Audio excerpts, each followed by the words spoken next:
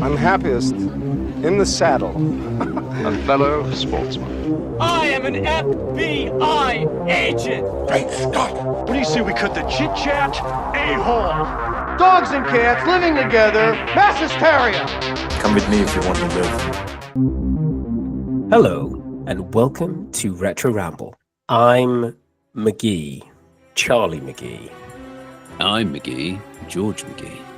That's both of our names 1.5 amount of times, 0.5 more than required. Yes, it's August. Yes, it's a bank holiday, or it's just been one. So that means, what does that mean, George? It's Bank Holiday Bond. It is Bank Holiday Bond Bonanza.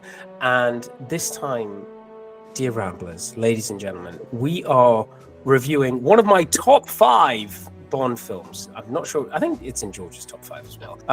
No, I was. So this is a 1989 flick, right? 87, 89 is License to Kill. So close. Which is a great double bill Bond marathon to do. Because Timothy Dalton only did 2 films. It's the Dalton double. It's a great double bill because he's Dalton in both double. Of them. It's a double Dalton double. So yes, it is The Living Daylights. George, what else should we tell people in this intro before we dive into?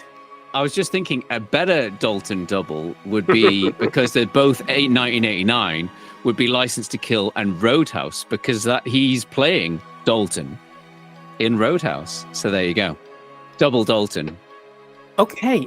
So no, that's a double Dalton. Okay, I see. So that's 989 double Dalton. Is the Prince Charles Cinema listening? Because that's the Dalton double that everybody wants to see.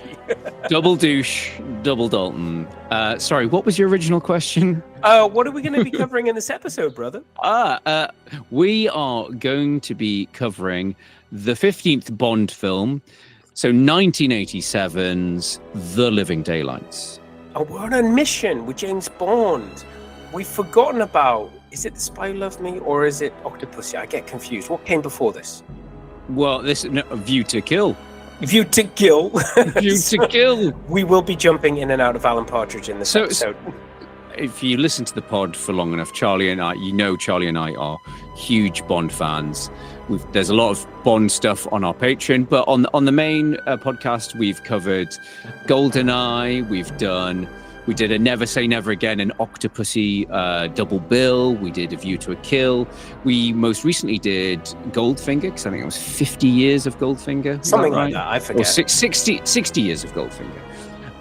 So we've covered a lot, but yes, this was the Bond that we literally grew up with. Obviously, the first Bonds we discovered were Roger Moore and Sean Connery. But we'll get to that. We'll get to that. Yeah. Sorry, we're going nuts. We're so excited. We love Bond so much. So, if you've listened before, you know what to expect. George, is there anything else we need to say before we launch the trailer? My apologies, our apologies for the rambling up front. But yeah, if you haven't listened to Retro Ramble before, we are an independent film podcast. We're a podcast. We're a podcast. You're listening to a podcast right now. This is a podcast. So, yeah, this is a lighthearted look back at the films that Charlie and I grew up with. We go into production stories, film trivia, alternative casting, and we look at what made these films so great at the time. Were there any challenges? The legacies of these films, have they been remade or spun off into a Netflix series? But yeah, as I say, it's a light-hearted look back. We aim to entertain, but hopefully you'll learn something along the way. There might be some childish humor and some bad language. We can only apologize. Right. Absolutely. So, you know what to expect. Let's get cracking. You know the name, you know the number. Okay, so have you got the trailer ready, George? I do, and it's a short and snappy one.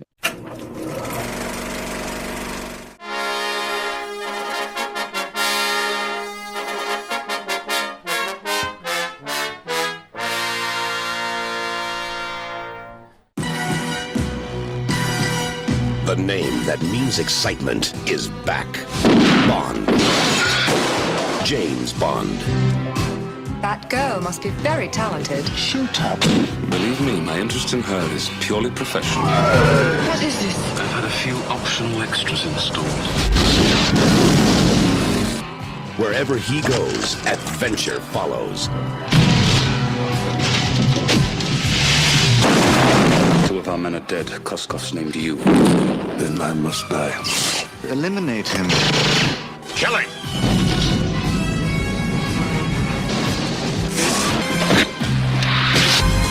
He lives for danger.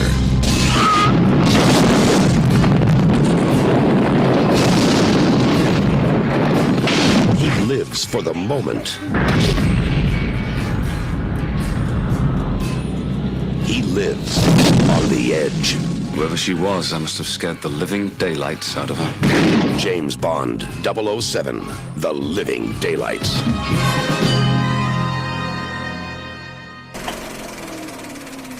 George, The Living Daylights. I can barely contain my excitement. A lot to cover on this film, but I think, unless you've got any comments on that trailer, we should go straight to the Gibraltar rock that is Production Rock Island.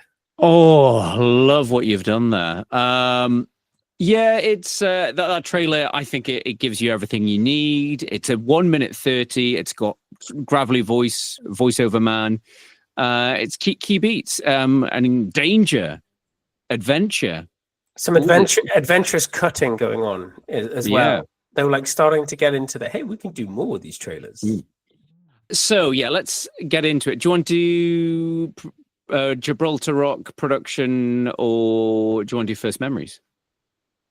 I've got a couple of first memories, two first memories, in fact, before I saw it and then when I saw it. So this was obviously, so maybe we'll get, well, I don't know. I guess there's probably a lot of production chats. So let's get first memories out of the way. I tell you what, before that, because I am genuinely interested, something I might have alluded to in the intro, depending if we cut it, is where were we in Bond when this came out? Because I feel like my point about that trailer is, does that trailer really do justice to the introduction of a new Bond, in my opinion? I'm not sure. No, the trailer is very much appealing to, you like Bond films, look, here's another one. It's very much giving you, it's not really giving you the grittiness that this film ultimately delivers. And yeah, as you say, it's not making a big thing of a new Bond. It's more just like, yep, it's we're back. Here's another film, and you know, it's what you expect. And I don't know if that is them being cautious. Where was Bond? So we've covered the effectively kind of like the bookends for this. So we did Octopussy, right? Well, we've done Octopussy, but we did Roger's last tenure as Jimmy Bond. We did the first Bond film we ever did on this podcast was 1985's A View to a Kill, and that was Roger's swan song. You and I do have affection for it. I have a particular affection because I think it was the first Bond film I ever saw. Wow. Wow, Walken, get him away from her. We had to slip in Christopher Walken in there somewhere. I just have memories of, obviously, I think I was too young to see this at the cinema, but I remember seeing it quite quickly on video rental. Probably with our good friends, we haven't said them probably in quite a few episodes now, at the Glendinings, our old neighbours. I would have assumed they would have rented it sort of opening day. I vaguely remember they would have. What you mean reserved it at Gojo? Reserved it at Gojo. Us, the Glendinning, and the Feeney boys all sitting down to watch it together. That's my memory, my first memory of this film. We definitely did that for License to Kill. For my birthday, that it had come out on video around about May. Because you would have been to. Did you? Sorry, so to jump back. Did you talk about the film that we're supposed to be talking about? Yeah. Did you see this at the cinema? I'll talk about License to Kill some other time. So there are two first memories. So, do you remember the movie show with Philip Schofield when he was straight No, so basically the movie show was basically the first. Oh my God. Crikey. Probably Anyway. take that out. Probably need to take that out. But it was the time. I thought you were going to say when he wasn't a sexual predator, but I think either of them's terrible. But let me just compose myself. So anyway, when I was about 10 or 11, I guess, there was this film, there was the movie show, which was quizzes about retro movies, but occasionally they would show a trailer of an upcoming film and they'd ask questions about it. And it was the first time we ever saw anything from the Living Daylights. We knew they were making a Bond film. I think George had become, the film buff at a very young age. I don't think at 4. At 4 years old, he was drawing pictures. Look, 007. No, so anyway, I was into Bond films. And the first sneak peek we got of The Living Daylights was on the show with Philip Schofield. And they showed the lorry Aston Martin rocket scene. Yeah. So I was like, oh my God. New Bond film. Because we'd grown up watching Connery and Roger Moore with Grandma. On repeat. On repeat. Why are you watching holidays? Why are you watching this scene again and again with the speedboats and Live and Let Die? That's the type of kids we were, 80s kids. So yeah, I was blown away. And then my first memory was going to see this with my friend, also called Charlie, and his dad got us late to the cinema. He didn't care. He wasn't a Bond fan. And we got in halfway through the cold open. So so I didn't see the M scene on the plane. I didn't see them jump out of the plane. I feel like we came in when they were having the fight on the Land Rover. Right. So that's my introduction to first memories of Living Daylights. Not License to Kill. I'll talk about that later on another podcast. It's the 15th film in the franchise. It was, they wanted to get it out. I think it was, Christmas 1987 to coincide 25 years, the silver anniversary. We had kind of covered with A View to Kill and probably Octopussy. I think it was as early as For Your Eyes Only, there were rumors and there were considerations of replacing Roger Moore for a younger actor. So Roger was obviously not getting any younger, but yeah, they would always come back to, and it was, I think he was like renewing his contract on a film by film basis. And I think by the time he got to A View to a Kill, I think the famous anecdote was that when he realized the girl who plays Stacey Sutton, was it Tanya Roberts, when he worked out that he was the same age as her mother, maybe it was time to hang up the Walter PPK. Such a gentleman, but we've covered that. I think they all knew whilst making A View to a Kill that was going to be Roger's last. So they put out the feelers. So they were the writers when they went into this. So this is written by two sort of stalwarts of the Bond franchise. So Richard Maybaum, who I think was writing on them as early as, I think from the start, I think he was brought in to do rewrites on Dr. No. And Michael G. Wilson, who is a stepson of Cubby Broccoli and was a producer of the Bond franchise up until very recently. Yeah, Richard Maybaum and Michael G. Wilson started work on a script. And they decided, they were like, well, if we've got a new actor, and they didn't know who they were going to get at that stage, they were like, why don't we go back to the start? Why don't we do an origin story? Why don't we do Bond's first mission? So they quickly wrote a first draft, and it had Bond on his first mission, him getting it like at Naval Academy and him getting into scrapes and stuff like that. And they put it in front of, long-time Bond producer Cubby Broccoli, and he was like, meh. No, nobody wants to see Bond as an amateur. People go to the cinema for escapism. People want finished article. Yeah. People don't want origin stories. Not for at least another 20 years. Exactly. Just however your kids are going to love it. So they were still at this time working with material from Fleming's books. I mean, I think some of the films were just taking titles, character names. But for this one, yeah, they did go back to The Living Daylights is a Fleming Bond short story. And it's pretty much as you see in the post-credit scene. So the whole bit with Bond being hired to help. There's an agent defecting. I think the original story is set in Berlin, and he's got to take out a sniper before they take out the defector. And it turns out... Do you mean the cold open? You said post-credits. No, because the cold open is Gibraltar. Oh, sorry, you mean the post-credits. Oh. So the post-credits is the defection, Koskov's defection with Kara and the gun. Yeah.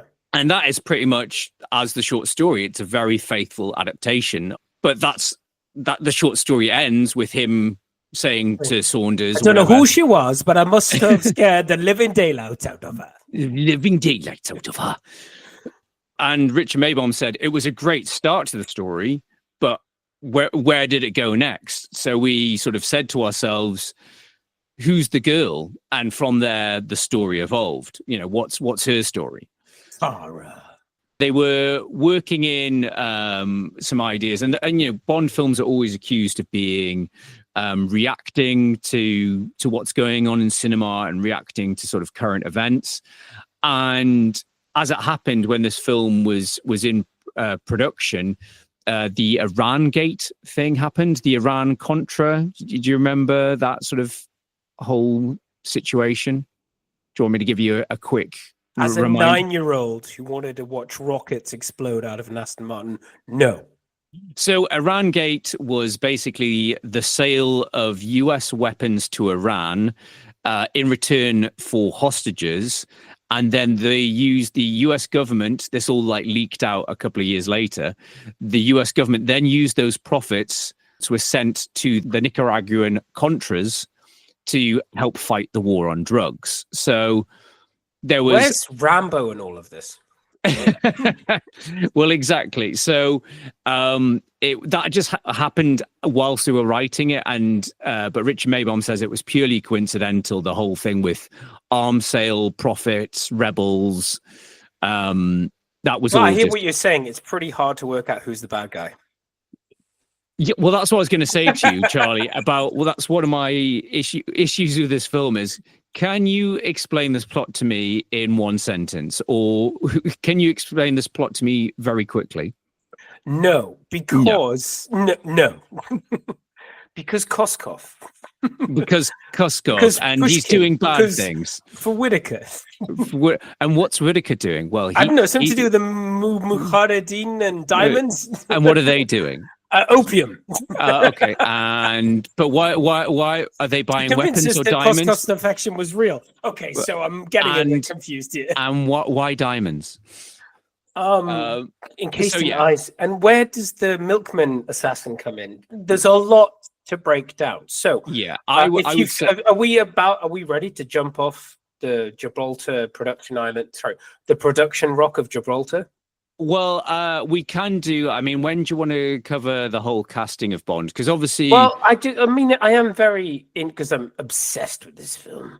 I am very interested in because this was a John Glenn number, and I'm right. He had done Octopussy, and John what else Glenn he did all the Bond films of the 80s. So he did For Your Eyes Only, Octopussy, A View to a Kill, Living Daylights, and License to Kill. So this was his 4th consecutive Bond film. So differing in tones. Apart from Octopussy, I mean, that actually demonstrates he's actually a very good director if you can have a very different feel in every film. But apart from Octopussy, there is a line between those films that we love the coldness of For Your Eyes Only, and the same reason we like this. And you know, I think him and Roger were kind of having fun in A View to a Kill, so let's discount that one. But and did you say so? He did Live and Let Die as well? No. So he did all the 80s ones. So he did. So basically, if you think of it, For Your Eyes Only, I think was 81. Right. That's very much a knee-jerk reaction to, oh no, Bond's gone too silly. We've done Moonraker. We've gone into space. How do we literally and figuratively bring it back down to Earth? So that's why that's a very serious Bond caper, and in some ways doesn't work with Roger, but it is a stronger Roger film than Moonraker, I would argue. And then it's like, oh no, we've gone too serious. Let's liven it up. Let's go a little bit silly with Octopussy. And then View to a Kill's kind of somewhere in the middle. And then, this is, again, it's sort of like well, it's an excuse to bring Bond back to its roots. And I think it was very much helped shaped that the grittiness was when they cast Dalton. But what's interesting is what I was going to talk about is the tone and the feel, and it's that late 80s feel like that you have to these films where I think physical effects were at their peak, you know, because they were starting to dabble with special effects. And they were starting to put lasers and lighting and mirrors and stuff like that. But they weren't going too nuts. And so it was so close to realism. Like, you know what I'm talking about? That sort of like that Back to the Future. Oh, it's a little bit of electricity, but it's not nuts. It's a little bit of, we're melding a little bit. And this is when he's using like lasers, and there's a bit, it seems very much on the edge of, we haven't completely gone into silly special effects or even anywhere near the CGI. So I feel like it was, maybe I'm getting nostalgic, but for me, it was like it was a great time for physical special effects. Yeah, and you think about these films, they're very much run like a family unit. And, some of these crew members had been working on the films pretty much since Dr. No. And a lot of the stunt guys, have honed their craft. And, even director John Glenn had worked his way up. I think he started off as an editor and like second unit director and worked his way up. But yeah, you could tell there was such a sort of camaraderie, and, it even happened in the later Brosnan ones where the guys would be thinking up ideas of like, oh, wouldn't this be a really cool sequence? And it's like, all right, we didn't get it to work in this film, but we'll put it in the next film. As you say, in terms of physical stunts, they really pushed it. This was an age before CGI, and they were pushing physical stunts and what they could do in camera, whether it was, we always talk about the marvelous miniatures that, they do, like Derek Meddings. This will pop up in this episode as well. Yeah. Marvelous miniatures. And yeah, the pushing as much realism, as I say, in camera sort of stuff, because they were, before the big effects driven blockbusters of the 90s. It was before the superhero surge. These were defining and leading action cinema. But I mean, obviously, this era is a very interesting era for Bond because you are the era of, say from 1984, 1985, you're getting the big star-driven action pictures from Stallone, Schwarzenegger, your Lethal Weapons, which again, in true Bond fashion, License to Kill is very much a reaction to those films. How do we make them more like these action films instead of leading the pack? Which is funny because Bond had, when you said defining, Bond got people into cinemas. It filled up blockbusters, killed the numbers, and it killed it on the video release. And then it did it again on TV. And it was a massive win for Sky when they got all of them. And then it was a massive win for Amazon when they got it. So everybody wants it. So, okay, so we've covered a lot. We've done our first memories. We've done some early production. Tell me about the casting. So yeah, let's get into casting. So if you can go back and listen to our GoldenEye episode where we talk about the cast. Right. GoldenEye. Sorry. Thank you. So yeah, but we'll recap the Brosnan situation. I'll try to do it as succinctly as possible. So Dalton, I do have Dalton. No, but the Brosnan situation before we get to Dalton. So of course, because there was the pre-Brosnan and the Yes. So I do have some other Bonds in Coulda, Woulda, Shoulda. So don't worry. But this is an early Coulda, Woulda, Shoulda. So. Yeah, they tested a load of people. I say they've been testing people for Bond as far back as Fiore's Only, but this one they had cast a Bond. They had offered the role to Pierce Brosnan, who was hot off Remington Steele, and he accepted. And he even got down to doing suit fittings and publicity shots with Cubby Broccoli in front of an Aston Martin at Pinewood. But the issue was that he was still under contract for Remington Steele, and NBC were umming and ahhing about doing another series. And they were like, he had like 60 days left in his contract. And Cubby Broccoli negotiated with him. He said, right, if you're going to do another series, You can have him for 6 episodes and then he's mine. And NBC were like, oh, we're not sure if we're going to do it. We'll let you know. And so by that point, Brosnan had just accepted, yep, the role's mine. I've got it. And it got to the final day of contract negotiations and he was about to open some champagne with his wife. The phone calls and it's his agent saying, NBC have renewed your contract. You're doing another 22 episodes of Remington Steele. And Cubby Broccoli was like, you're not Bond anymore. So he, and ironically, Remington Steele, the new series, was cancelled after 6 episodes. So Brosnan lost his shot to be in The Living Daylights. But as I say, he was pretty much down. He was costume fittings, publicity shots. It was a done deal up until it wasn't. And luckily, character is destiny. And Pierce Brosnan has gone on to have. You can't keep a good man down. He's gone on to have a great career. Hey, he's still churning them out. He's currently in, was it Netflix's Thursday Murder Club thing? He's so hot right now. He's so hot. He's aging like a wonderful wine. Is Mr. Brosnan? He's just going to become a tree of grey hair one day. Just like it's getting more and more beautiful and more and more beautiful. Just the moustache, everything. Yeah, he's going to be like that walking tree from the Two Towers. But anyway, enough about Mr. Brosnan. So yeah, he was out. You're out, and they had to quickly find somebody else. And I think the Bond producers had their eye on Dalton for some time. Dalton had been in a few films. He was a respected theater actor, but yeah, he'd been in Flash Gordon, God damn it, and amongst other things. But he was cast. I think they'd already actually been filming for 4 weeks, according to the very reliable text I'm taking all my information from. We always talk about it. There's a great Bond book for Bond fans to check out called Some Kind of Hero. So I've taken a lot of my research from here. So yeah, apparently he was cast. They've been filming for 4 weeks for the princely sum of £500,000. Dalton was a big fan of the Fleming novels and was keen to show the human side of Bond. I'm going to try and do my best Dalton here. He's not Superman. He's very much a man, a tarnished man. I wanted to capture that vulnerability, the spirit of Fleming. So yeah, he was very much about bringing it back to basics, the gritty Bond, the bastard Bond.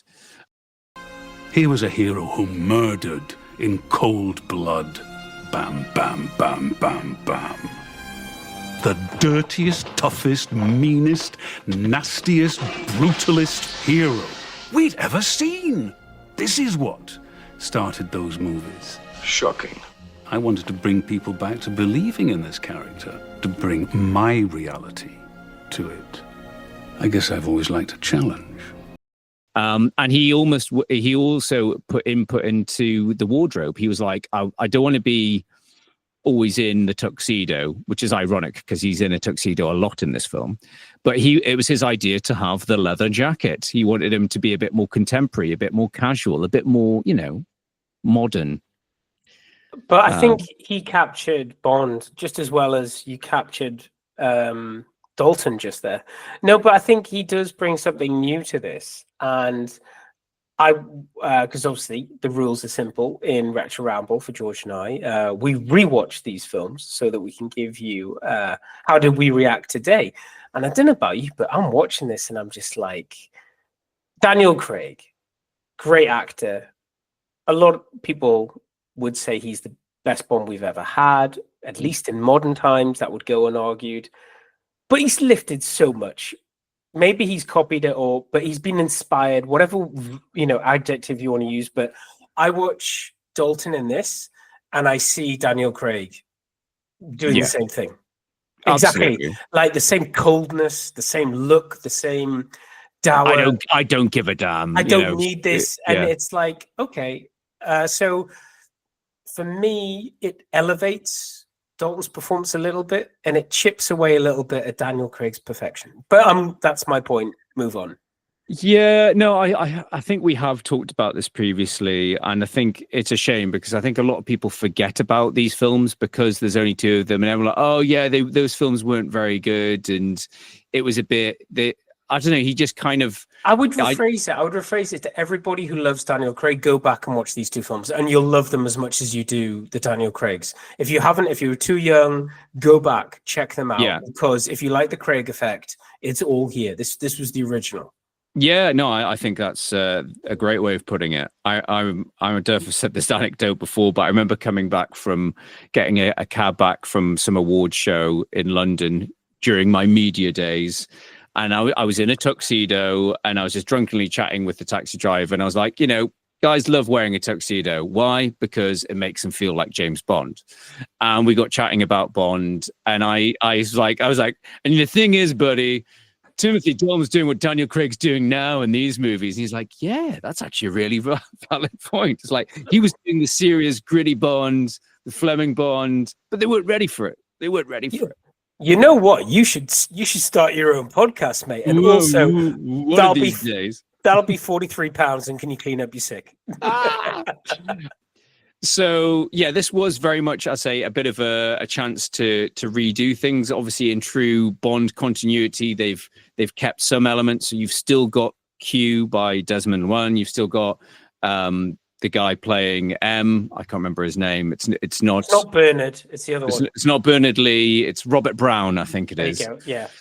But it was a chance for new Moneypenny. So they cast Caroline Bliss, who apparently had mutual friends of Timothy Dalton. She'd seen him on the stage, so they quickly built up a good chemistry. But John Glenn does admit that he wishes she had more to do in both this and License to Kill. He felt she was very much underserved. And I think that's fair to say. She hasn't really got much of a chance to put her own mark on things. And she seems confident. She seems capable. So it is a shame. And we weren't in that era where women were allowed to do more. Yet. No, Lois Maxwell, the classic Moneypenny, had lots of films to build up a banter with all the different actors. Whereas, Caroline Bliss, bless her, doesn't have much of a chance. But the limited screen time she does, she does have good banter with Dalton. What's the other thing you and I always joke about in this film? We joke about a lot of things. Bond smoking. Yes. Yes. It's a stressful job. It's the 80s. There's not only is there Koskov and opium and drugs and girls, it's dangerous. You need to smoke. Well, again, for me that just brings it back to Fleming for me. I don't know why, but it just has that gritty sort of time capsule thing of him sitting there brooding. But in the Koskov debrief, he's just like watching, and the way he dismisses him with it, the way he blows smoke out and everything. I don't know, it just gets so much of it. Do we see the other Bond smoke? I know Roger loved the cigars. Well, Roger picked the cigars to get away from Sean to establish himself because obviously, Sean we always had this, we didn't see, do you know what I mean? We didn't see him smoke. I mean, I pick up on this as an ex-smoker. You can tell the difference between somebody who's acting with a cigarette and somebody who's actually smoking on screen. Somebody who I think has perfected this recently, by the way. If you want to see somebody like what Gary Oldman can do with a cigarette and Slow Horses is nuts. Like, he's got a cigarette in his mouth and he's puffing and the smoke coming out of his mouth. And if you look very closely, he's not actually smoking. It's genius. It's another level of puff and no drag, whatever. But nice. I don't remember seeing Sean Connery. I can remember seeing holding a cigarette, maybe going to light it, but like. Oh no, you obviously the iconic Bond James Bond at the casino table, yes. And that's a Smith and Wesson. That's another sort of out the corner of his mouth. So but you're right. Early Connery. But they've probably I don't remember it in say Goldfinger and things like that. Whereas I just feel like Dalton is languishing in it. He's like, no, I'm stressed. I'm leaning into Fleming, and I I'm going to do this. And it is very much, I love the sort of old school machismo. It's just the men round a table with the fire, with the Harrods hamper, deciding the fate of the world. Is it who's typing the notes? Is it a bloody woman? Don't be silly. We just got a slightly camp man. The only other casting I was going to say there's two other castings of note. So the role of General Pushkin. Action film or franchise favorite, Jonathan Rhys-Davies. So obviously he's been in indie.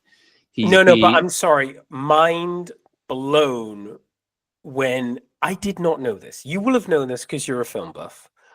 Mind blown when I realized he was Gimli. I'm sorry, that passed me by. I knew he was Indiana Jones, and I can see him in both films and go, oh, it's that guy. But as for him being Gimli, that was this time. That was the other week that I worked this out. I want to say, was he also in Star Wars? But I'm getting confused with Brian Blessed. And are you saw Big Boss Anasa? I thought that's that was not just go there. That's just too racist. Yeah, to the people of the Naboo. So the role of Pushkin was created for this film. Originally, it was going to be General Gogol, who had been in all the... Who is in the film?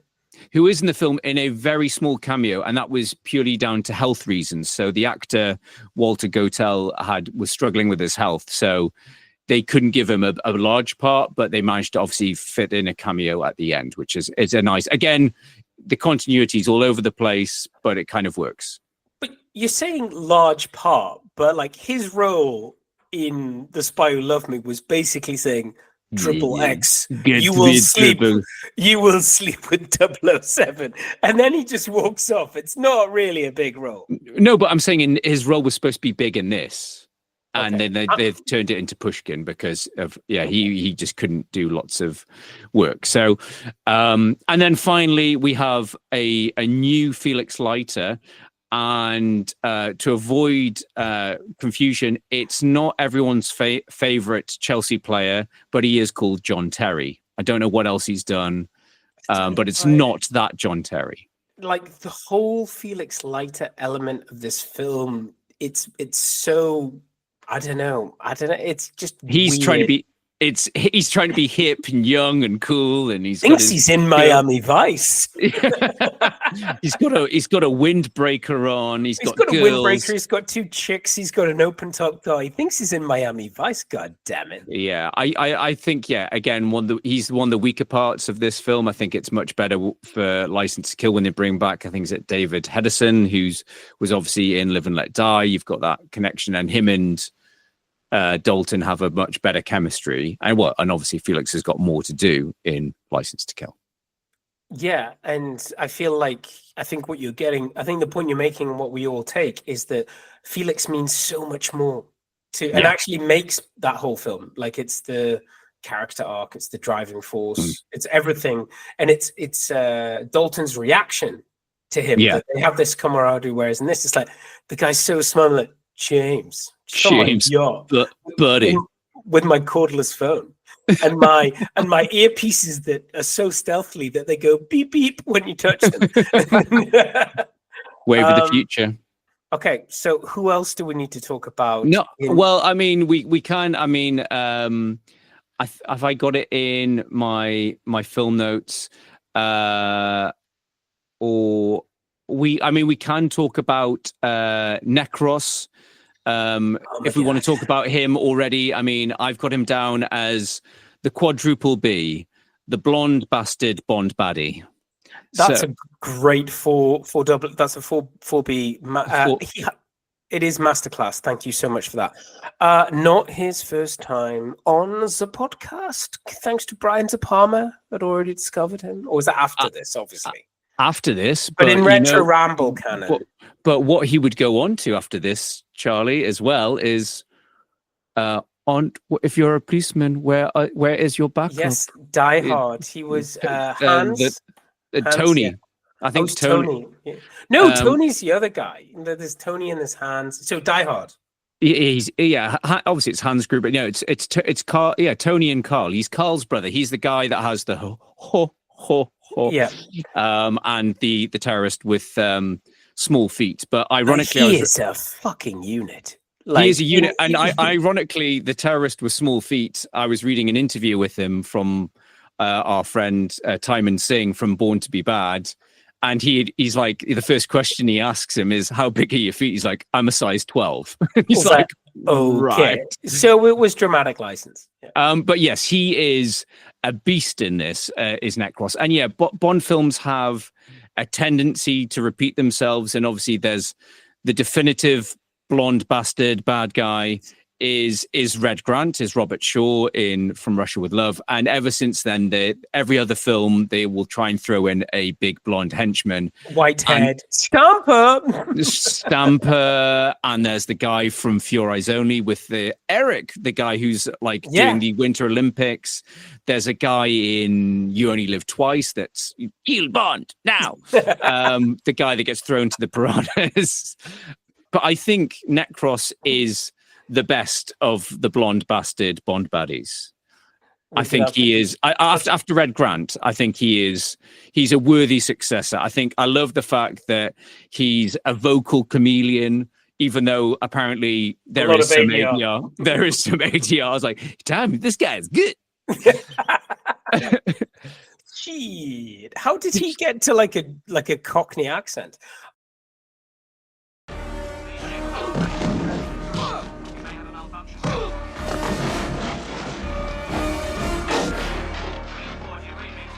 Green 40 days. We have dangerous gas leaks in main building. Some personnel overcome. Evacuate immediately. Send for emergency medical services. We've said it before. We covered it in our 60 Years of Bond.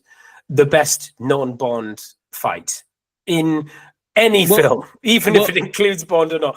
It's an amazing fight. Like, it's in a kitchen surrounded by weapons that we see every day. And ever since I saw this fight, I always imagine what would happen if a terrorist milkman came into my house. I would know how to react thanks to this film. I had a question. How many people had electric carving knives in the 80s? That's what I want to know. Serious money. Serious moolah. Serious. You've made it. I knew they existed. Okay. So it doesn't break the fourth wall for me. But yeah, we talked about this. It's the best fight in the Bond series not to feature Bond. Probably arguably is the best fight between Necros and the MI6 agent. We've got the agent who kind of looks a bit like, could be an older Bond. Could be an older Bond. Looks like Roger's dad, kind of. And exploding milk bottles. I mean, oh again, my God, C4. Who cares? Yeah. Well, that's it. There's a lot of planning, and where were the milk bottles? But it's all the plan. It's a brilliant the way he goes from runner to milkman to doctor seamlessly. Yeah. No, that's a great, and that's the thing with this film. I think. Yes, this film is very convoluted. It has a very convoluted plot, but pieces are flawless. Yes, it has. We haven't talked about the cold open, the Gibraltar Rock. Again, I think that's one of my favorite cold opens. It's I love the simplicity of it. The way we always used to joke with the "Hold on, you're dead." Hold on, you're dead. Apparently, that whole setting came from John Glenn. He'd actually been on holiday in Gibraltar with a mate who had military access. So there's like loads of like tunnels and stuff inside the rock. And he was like, this would be a pretty cool setting for the Bond film. Because in the script, it was like a NATO exercise goes wrong. Yeah. They didn't say whereabouts it was. But yeah, it's one of my favorite cold opens. Apparently, Dalton did a lot of his own, even though there is a little bit of some iffy Bond back projection. There are times where you can see him hanging on that Jeep as it's flying down the hill. And he was actually doing that without a wire. He was keen to do as much stunts as possible. Action man. Unlike lovely Roger Moore. Not possible. Give me another brandy and get the other guy to do it. No, I mean, it's, I think, I may have said it before, obviously, Pete Bond, 9 or 10-year-old Charlie, seeing this at the cinema. I think it was a 12, and we got to see it with an adult because we were like 11 or something. I don't know. Maybe it was, I think, 9 or 10 or 11.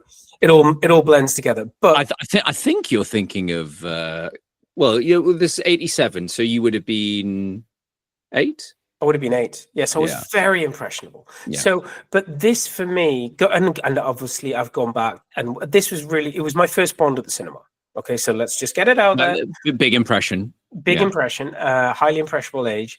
But this film just seems so efficient. Like we talked about the choreography, the set pieces, and there's so much that's packed into this film. Like everything is like, we go to there and then we go to there. But who's the bad guy? Don't worry about that. Just go to the next scene. Then we go to there. But who's the bad guy? Doesn't matter. Just keep going. Keep going. So for me, this is a perfectly made film. The might need some rewrites in terms of character arcs and traits. But for me, in terms of making an action film, it's seamless, you know, and I think it gets so much stuff. It's like saying, it's like member berries. You like this about Bond. Don't look at the new actor. Don't worry about him. They give you so much stuff that's so familiar that it feels like a Bond film by the end of it. So yes, it's a new actor, but you take it. You take the medicine. You're like, yes, it's such a good film. I don't care that there's not a number one arch nemesis bad guy. And I don't care that it's a new Bond. That's for me, job done. But it's, as you say, it's ticking the right boxes. So again, in terms of action set pieces, probably one of my favorite sequences is the Aston Martin on the ice. You know, the gadgets, all the timing. This was Vince and team, wasn't it? In the heyday. This was Vince Armstrong and team in the heyday. Yeah. The stunt work is brilliant. Apparently, I think it was originally going to be like an ice yacht race, and they were like, actually, let's make it a car instead on the ice. But yes, I'm a big fan of that car. I've got my own. I've sent you photos of it, but I've got a Lego replica. I've got it in Lego. A custom Lego, complete with the skis that come out the sides. So I built that with my son, who is 5, and then I had to show him that scene from the film. And when I rewatched the film this time, I watched it with my daughter and my son. It was their first Bond film, and they really enjoyed it, despite who's that? Is he the bad guy? What's going on? Are they bad guys? Well, that's the Mudhayeen, but we won't get into that. No, it was a fake assassination to convince us his defection was real. How are you following this? How old are you? So then they take the diamonds and they buy opium. What's opium? It's a drug. What does it do? It makes you feel good. It's worth billions. Street value of billions. Come on, keep up. Keep up, God damn it. I think it has got some great action sequences in it. Yeah, I would say, as much as I like Jerome Crabb as Koskov, I think he's a very charming actor. I think that's to its detriment. I think he's too charming. So when the mask drops and he's supposed to be, but I'm actually a shit after all, he's not that menacing. You don't honestly think they'll condone your defection, do you? What's defection? I've been on a secret mission for General Pushkin to disinform British intelligence. I'm sorry, James. For you, I have great affection. But we've an old saying, duty has no sweethearts. We have an old saying too, Yogi. And you're full of it. He is lovely. He's very charming. Yeah, he is. He's very charismatic, and you could see him almost as a foil to Bond. Like George and I have said it many times. This part of me wants him to be like the mastermind behind it all, and like when he survives that plane crash when he's in a Jeep at the end, you're like, okay, so he is. And then at the end when he crumbles in front of Pushkin, and it's where it all becomes kind of like, so Pushkin and Bond's plan worked in the end, and they knew that Bond was going to be able to topple Whittaker by himself. Why didn't he? Why, if they were they really working? You know, why don't they storm it together? Because Pushkin arrives with the cavalry. Pun intended. After when it would really be required against the big gun. And despite Bond and the Mudhayeen blowing up a Russian airbase.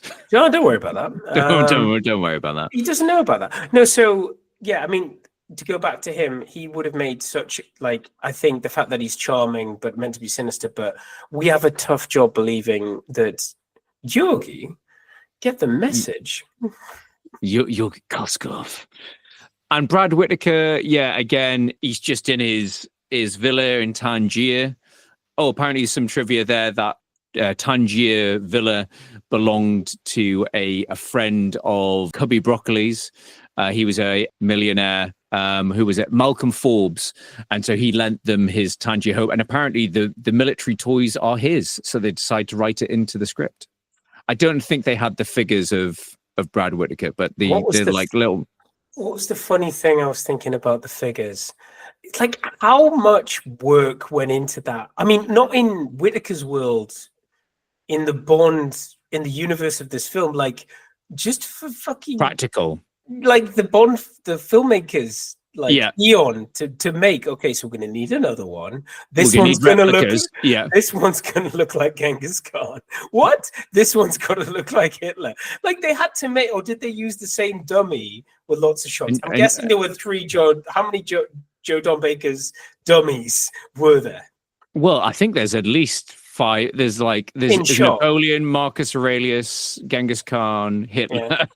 Of course, all the greatest hits. Do you think Joe Don Baker got to keep them all, or would he have wanted to keep them all? Maybe just the Hitler one, just for Maybe friends. So I don't know whether this is controversial or not. I much prefer his role in this than when he turns up later with Bronholm in Goldeneye. As Jack Wade as the Felix Leiter of the Bond, the Brosnan Bonds. I find them I feel like this guy actually exists. Like the way that Bond Pushkin decimates him and says, "You were nothing. You were never a soldier. You failed a West Point for cheating or something." Yeah, you're just an arms dealer. You're just a criminal. You're nothing. And you see the hate in Joe Don Baker's eyes. I'm like, I can see the depth of this character. Whereas... Oh no, Joe Don Baker always makes a better bad guy, as we discussed in Congo, where he's just shouting at lots of people in a control room about his satellites. Yeah, he's a force of nature. So I enjoy him. We talked about Necros. We talked about Georgi Saunders.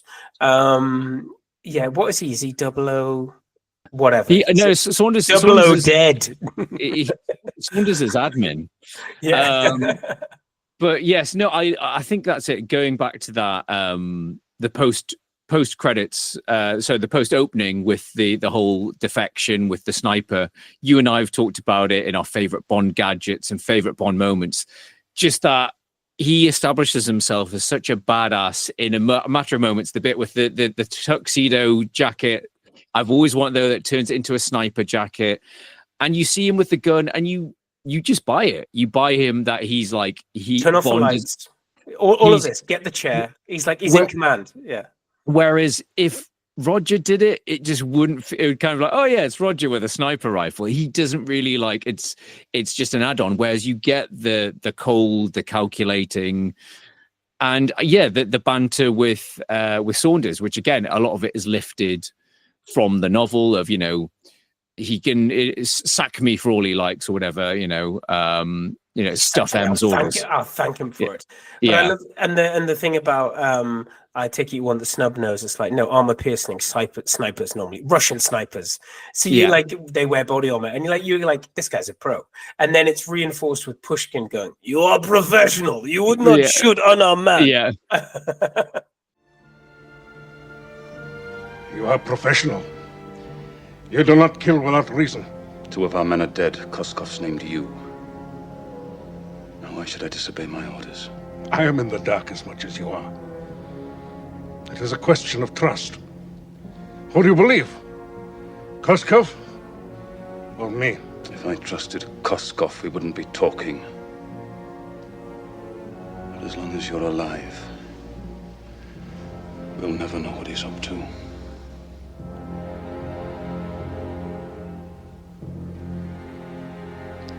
Then I must die. So I don't know what else there is to say about this. The one thing we haven't talked about, which is a de facto thing for every Bond film, is unnecessary tits. Well, that's the second on my list. But yes, this does have some outstanding use of side boob for a PG. I think some cracking frontal, but anyway, that was 11-year-old me talking. The line between side boob and full frontal is very close on this film. But anyway, I was going to talk about John Barry and the amazing score, and obviously one of the better Bond pop songs by Aha. But I love this is, sadly, this is John Barry's last Bond score. And quite fittingly, he gets a cameo at the end. He is fittingly the conductor of the orchestra at the end of the film. But I love this as a John Barry soundtrack. I love the sort of synthy notes he's introduced. I think that's probably the reason why this is one of my favorite Bond films. It's because of that muscle memory that we always talk about. Yeah, is that it's ingrained on our heads, like.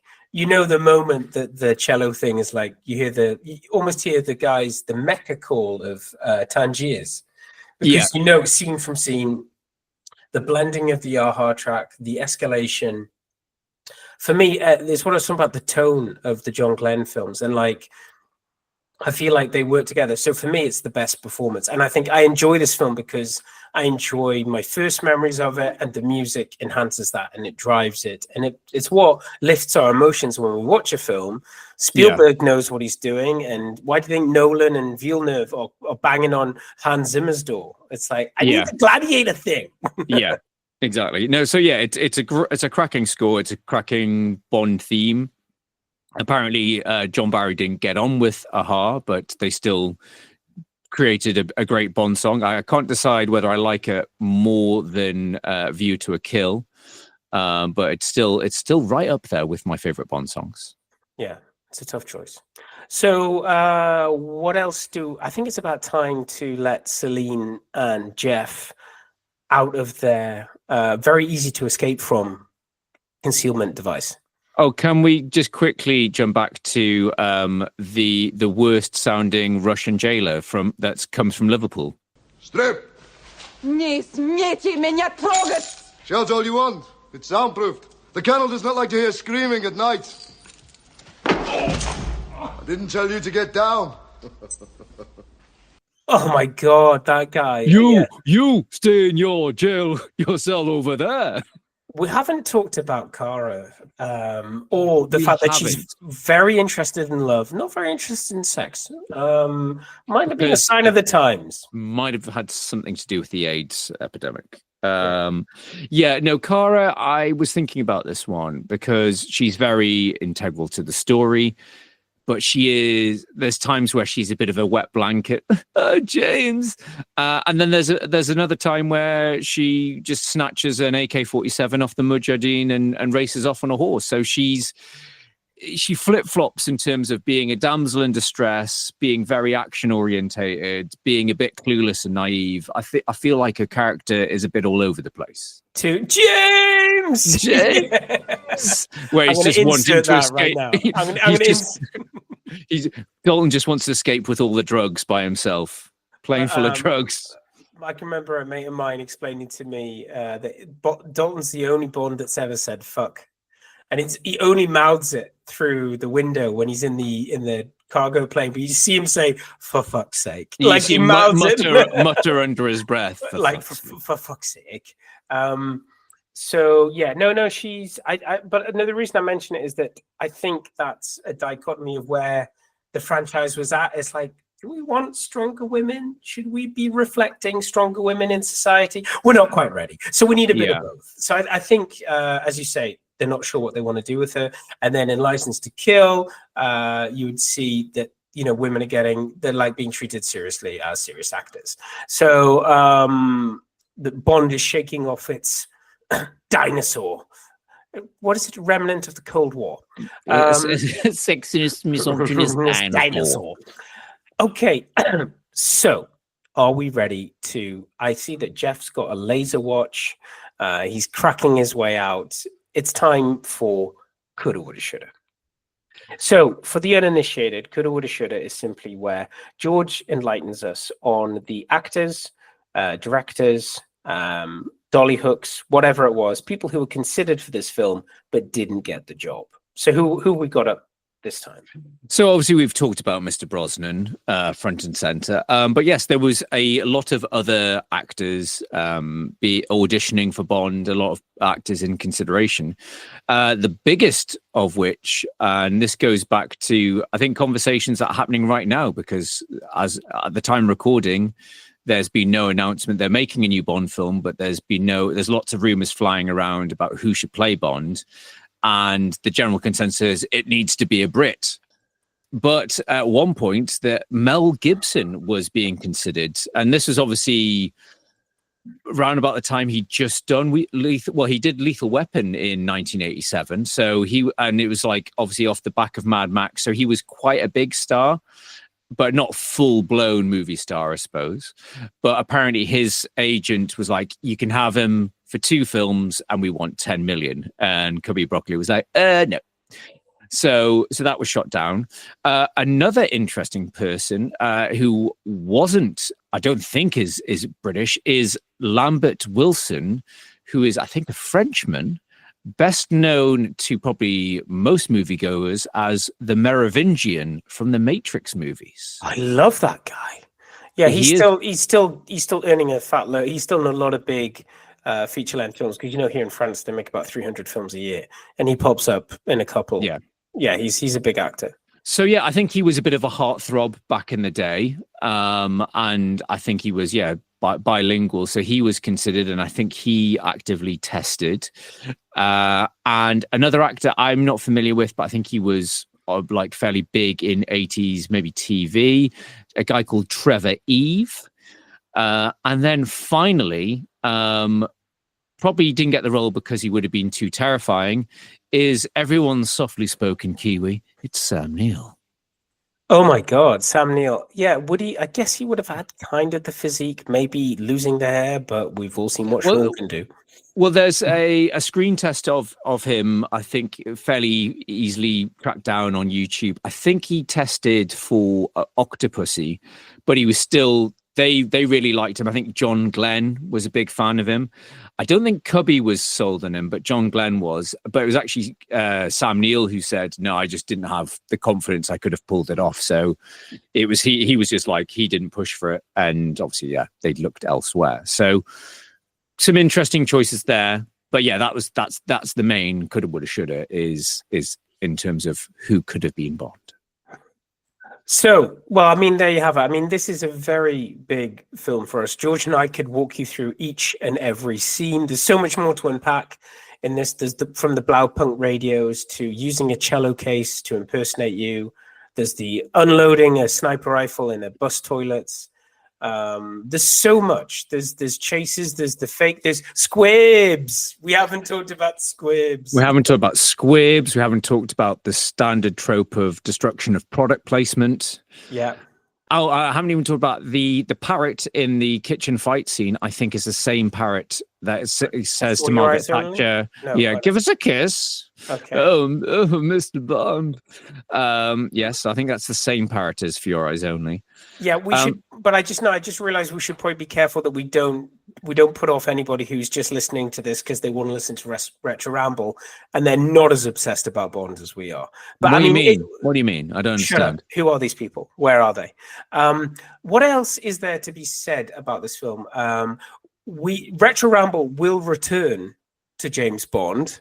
We're not sure where, we're not sure when, but where does this, we have probably covered this lightly in our Bond special, but where does this sit? Because I know where this sits for me. Where does this sit for you in the whole franchise, like where it was and what it's done for the franchise? It's a tough one for me. I would say this is probably top 5 Bond film for me, and I know there'll probably be a lot of people saying how, why, but no, I think when we did our Bond polls, which there's a lot of extra Bond content on our Patreon channel, so do check that out. We did a big thing for the 60th anniversary. But yeah, I think Dalton is an excellent Bond. I think he's arguably the closest to what Fleming has on the page, and we talk about the fact the literary Bond and the cinematic Bond are very different beasts, but I feel like Dalton straddles the two very well. It just, I have a lot of love for this film, though I do think the plot is a bit convoluted. It's a little bit trying to find its feet, and I feel like it's a great what if in cinema that it would have been great to see Dalton get more Bond films under his belt, but unfortunately there was a lot of factors against him. So yeah, I think he's a great Bond. This is a good film. I think we will obviously cover License to Kill at some point in the future, and that is an interesting reaction to 80s action cinema for good and for bad reasons. But yeah, it's a lot of fun. I think it's definitely the stronger of the sort of 80s Bond films. No, I agree. And if it was on telly, if it's an August bank holiday, I can't actually tell you at the time recording if there was a Bond film shown on telly, because I don't think anybody watches telly anymore. They just watch streaming. Maybe it was on ITV. No, they don't own it anymore. Maybe it was on Sky. No. I think ITV still do have still show them occasionally. But yeah. I think we've said everything we need to. But yeah, we've covered. So now we've done. I think we did cover some of the Craig ones on recent rambles, but I think the only Bond left to cover is Lazenby. I don't think we've done Lazenby's one and done, but yeah, I think we will do that at some point. We'll definitely do License to Kill, because License to Kill's there's a lot to chat about. There's a lot to unpack. Yeah. Okay. Well, brilliant. As always, please check us out on Patreon. That helps us keep doing the more recent rambles, the revelations, everything, the additional stuff, the stuff that George and I are still discovering today and seeing at the cinema. If you want to stay up to date, we will be back very shortly with more. I'm not sure if we can announce it now. Can we say, George, or we'll add it later? Stay tuned. We've got a lot of things coming up. I think, we would just say big thank you to all our listeners. Thank you for all the support, for all the suggestions. Charlie and I have a very long list of films to cover, to get through. But if there's any of your favorites that we haven't covered yet, we're always, open to suggestions. So please do get in touch and let us know if there's a certain film of yours that you'd like to get the Retro Ramble treatment. 100%. Excellent. Well, always nice to speak to you about James Bond. I'm sure we'll be back on this subject when the time comes. Maybe there'll be another new Bond film. We'll have more details in the coming year. So keep your eyes peeled for that. So for this episode, I've been Charlie McGee. I've been George McGee. And we'll see you again soon. Bye-bye. Bye-bye. Whoa. Which are the less important Bond films, Lynn? I've got to hear this. One of those Welsh ones. You mean the Timothy Dalton ones? He didn't play it as a Welshman. He didn't say the name's Bond. Jones the Bond. 007. License to Kill.